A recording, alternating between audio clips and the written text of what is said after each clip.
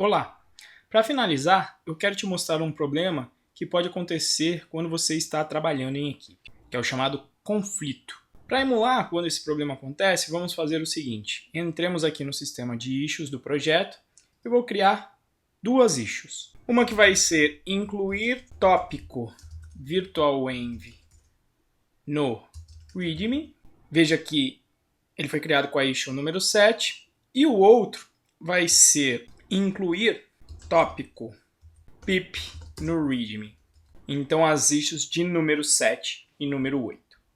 Digamos que você está trabalhando em equipe, então a primeira coisa que você vai fazer é atualizar aqui com o git fetch para buscar as mudanças que estejam possivelmente na branch master de upstream e vai mudar para a sua branch master e fazer um merge para buscar essas mudanças. Na realidade, nesse momento não existe nenhuma.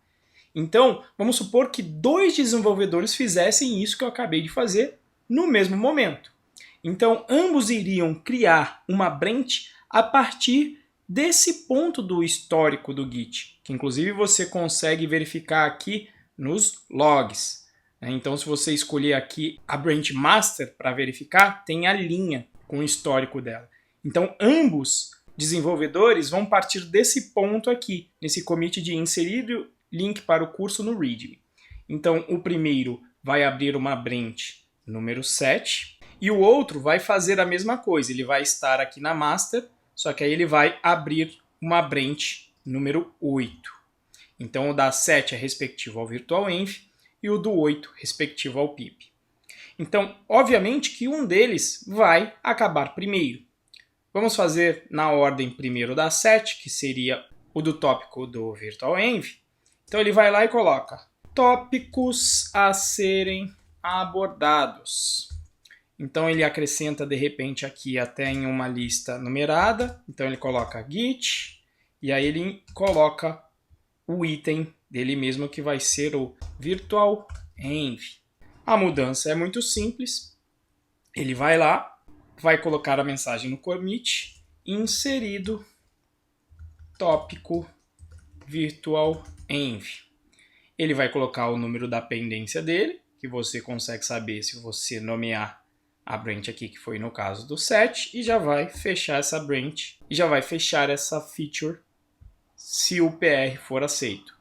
Então ele vai lá, vai dar um commit em push, vai ser criada a branch de número 7, ele vai enviar, tudo muito bonito, tudo muito lindo. O processo seria o mesmo aqui. Só que o cara da issue número 8 também começa o trabalho dele em paralelo.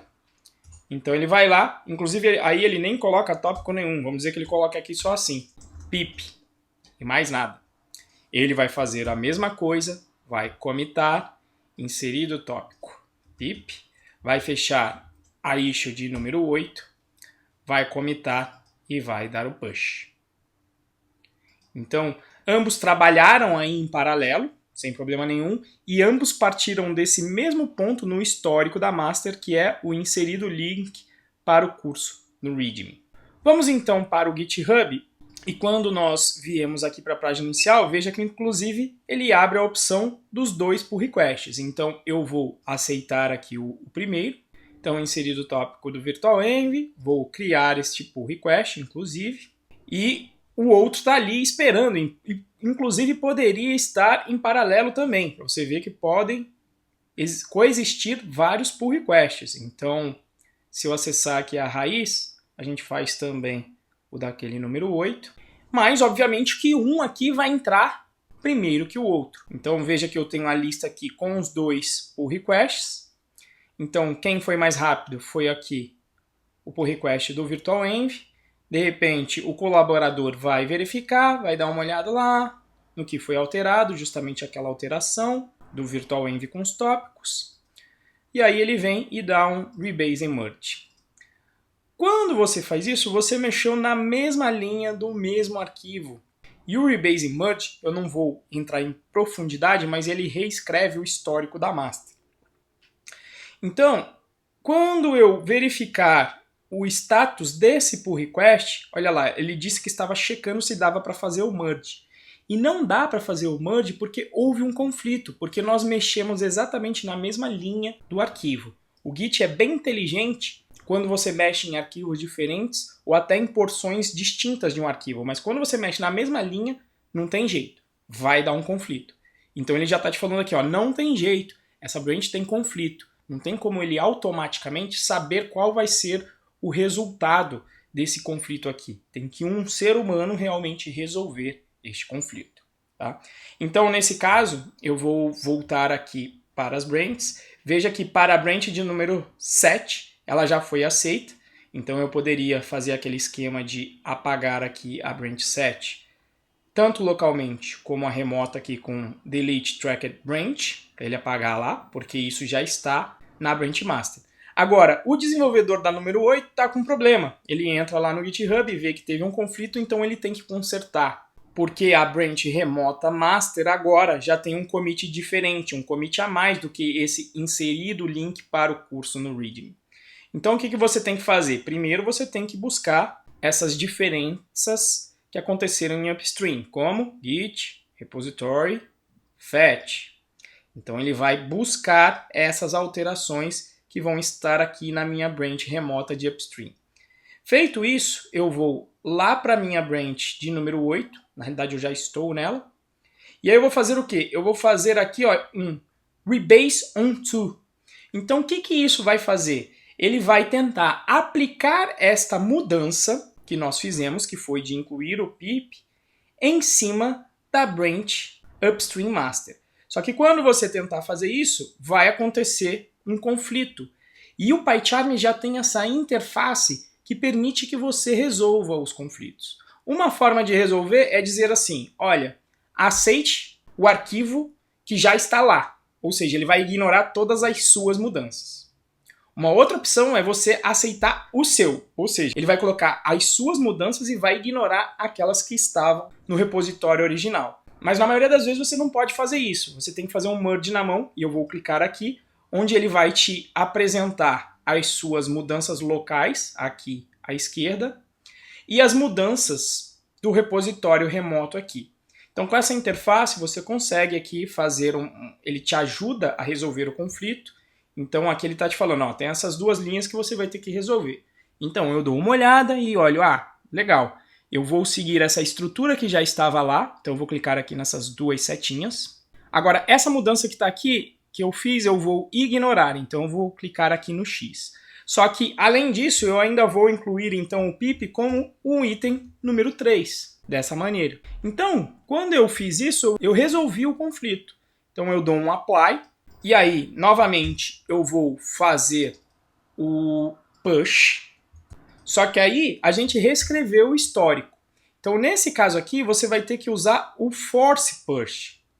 Pode ser que no seu PyCharm você não tenha essa opção habilitada. Para habilitar, você pode vir aqui em Preference, navegue até o Git, e aqui ó, tem esse checkbox aqui, ó, Allow Force Push, que é para você poder fazer o force push. Então você clica nisso. E, em geral, ele deixa, inclusive, a branch master como protegida, para ninguém poder fazer um force push na master. O que, para mim, faz muito sentido no meu modelo de feature branch, em que eu quero que a master seja sempre estável. Ou seja, você não deve, em geral, fazer um force push na master.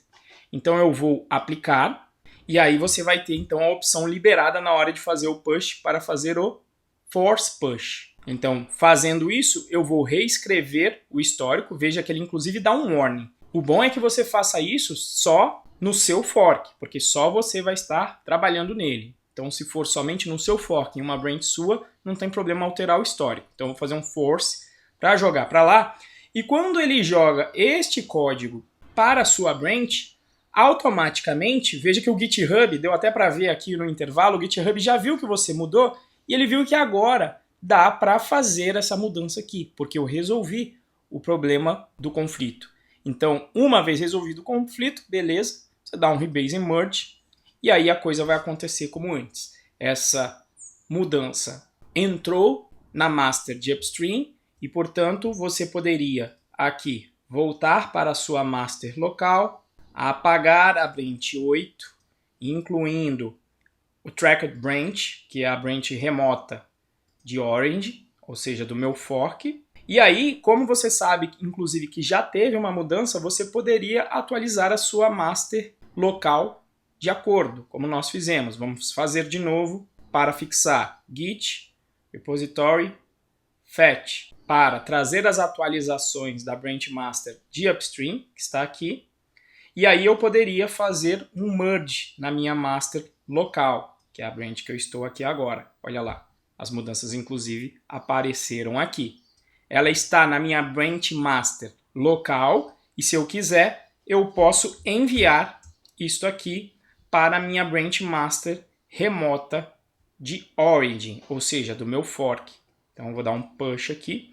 Não sei se você percebeu, mas o botão do force push ali estava inclusive, olha, desabilitado porque eu não permiti force push na branch master. Então assim a gente termina esse capítulo, né, de afiando o machado com Git, aprendendo então a contribuir com projetos open source e também emulando o como você trabalharia em equipe. E aí seja num open source ou também num projeto fechado, pode seguir a mesma filosofia de feature branch. A única diferença é que o repositório não estaria público, ele estaria privado, seria a única diferença.